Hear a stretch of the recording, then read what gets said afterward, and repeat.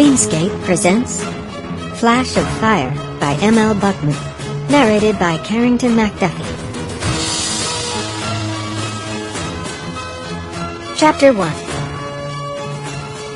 An alarm shattered the pre-dawn silence.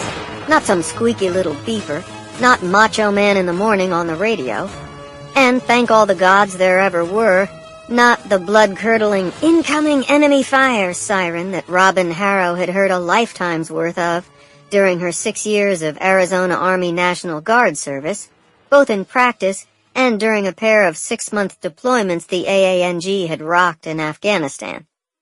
But it was just as strident. Wildfire!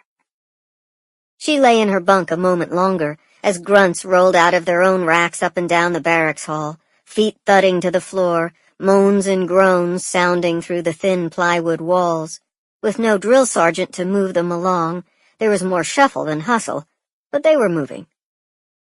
Robin had been awake and glaring at the blank darkness of the bunkhouse's low plywood ceiling for hours, only now coming visible in the first light through the thin curtains.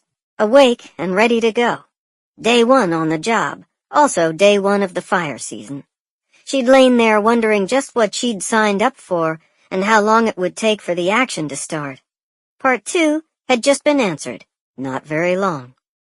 Bring it, people. In the interview for Mount Hood Aviation, they'd promised her that when it hit, she'd be scrambling. She was absolutely down with that, no matter how little she actually believed them. After the worst of the clatter in the neighboring dormitory rooms had settled, Robin dropped out of her bunk. She'd used her dad's firefighter trick. At least, her mom was pretty sure her dad had been a firefighter, so she'd watched a lot of firefighter movies and learned what she could.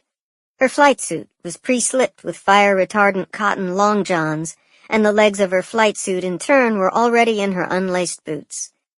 In 30 seconds flat, she went from sleeping bare on top of the covers to lacing her boots. She'd spotted the job opening for a temp one-season piloting job, and needing to get out of her post-service life in the worst way, answered the ad. Her time in the Guard had included certifying for Hellebucket Brigade on out-of-control wildfires. It was a damn sight better than her gig in her mother's truck stop restaurant, playing the "Hi, I'm Robin" perky waitress. She'd had way more than enough of that as a kid and teen. Phoebe's Tucson truck stop, founded by and named for Grandma Phoebe Harrow, was one of the last big independents on the routes, a massive complex that sat on the I-10 just south of Tucson. They could fuel over a dozen rigs at a time and park hundreds. Truck wash and basic service, certified cat scales, motel if you wanted a night out of your rig, barbershop, and, the bane of her existence, Mom's Grill.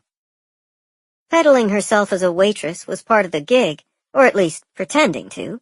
Tight and too goddamn short outfit to reveal her soldier-fit body. Her light blonde hair kept short with that chopped look that men thought was so cute, and she liked for its low maintenance. She really did do it herself with a pair of scissors. Robin double-checked her Nomex pants and her leather army boots. Now that's what a girl should wear, not some damned hot pink miniskirt. She pulled on a white cotton tee, screw the bra, she'd never liked the damn things anyway, and on a Harrow woman, they weren't mandatory. Nomex jacket in one hand, personal gear bag over her shoulder, and she was good to go. Nobody was going to mess with Robin the firefighter pilot. She headed out into the hall of the now silent dormitory, not a soul in sight. She put on some hustle down the dark and narrow hallway, but she'd gone the wrong way and hit a dead end. Turning back, she went looking for a way out of this place. The corridors weren't long, but it was a maze worse than dodging the truckers with straying hands. Despite Robin's constant battles at the truck stop, the tips had been really good. Grandma Phoebe's pointers on how to work money out of the late-night guys' soused brains and their deeply overinflated illusions of what was never going to happen. Paid well, but gag. Much to her surprise, when she told Mama and Grandma about the ad for a seasonal firefighting job, they'd shuffled her ass. Sample complete. Ready to continue?